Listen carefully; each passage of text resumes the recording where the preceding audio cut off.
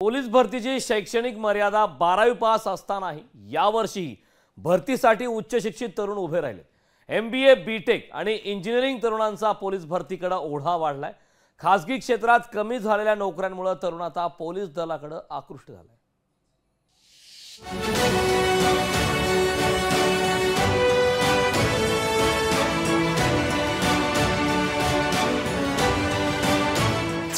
Police भरतीसाठी उच्च शिक्षित तरुणांचे अर्ज।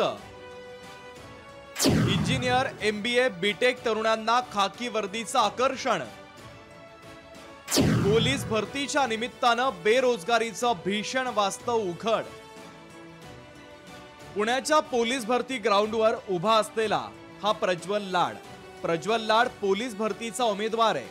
प्रज्वल फूड टेक्नॉलॉजी मध्ये बीटेक झालाय, पण नोकरी नसल्यानं तो आता पोलीस भरतीत आपलं नशीब आजमावतोय। खासगी क्षेत्रात नोकऱ्या उपलब्ध नसल्यानं पोलीस दलात भरती होण्याचा पर्याय निवडल्याचं प्रज्वल सांगतोय। इकडे येण्याचं कारण म्हणजे एकतर पोलीस प्रशासन एक मानाचं पद आहे, मग तिथे शिपाई असो किंवा मोठा अधिकारी असो, प्रत्येकाला एक चांगल्या मानानेच पाहिलं जातं समाजात। आणि दुसरं कारण म्हणजे की बीटेक सारख्या ठिकाणी वॅकन्सी कमी आणि प्रायव्हेटायझेशन जास्त झालेलं आहे।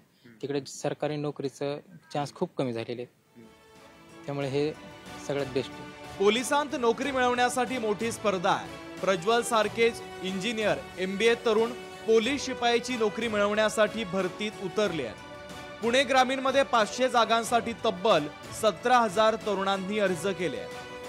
आमच्याकडे पुणे ग्रामीण मध्ये जवळपास 500 जागांसाठी 496 जागांसाठी पोलीस भरती होते। जवळपास 48,000 पेक्षा जास्त ही अर्ज आहेत। आणि आमची जो क्रायटेरिया आहे तो 12वी पास हा मिनिमम क्रायटेरिया असं असताना पण ग्रॅज्युएट विद्यार्थी हे आहेत, त्यासोबतच काही व्यावसायिक अभ्यासक्रमात असलेले विद्यार्थी सुद्धा आहेत। महाराष्ट्रासारख्या राज्यात खासगी क्षेत्रात नोकऱ्यांचा दुष्काळ आहे, त्यामुळेच उच्च विद्या विभूषित तरुणांचा ओढा तुलनेनं कमी पगार असलेल्या पोलीस दलातील नोकऱ्यांकडे वाढलाय। उच्च शिक्षितांचा तृतीय श्रेणी नोकऱ्यांकडे वाढलेला कल लाखो रोजगार देण्याचा दावा करणाऱ्या राज्यकर्त्यांचं अपयश ठळकपणे अधोरेखित करतोय। अमोल धर्माधिकारी, लोकशाही मराठी, पुणे।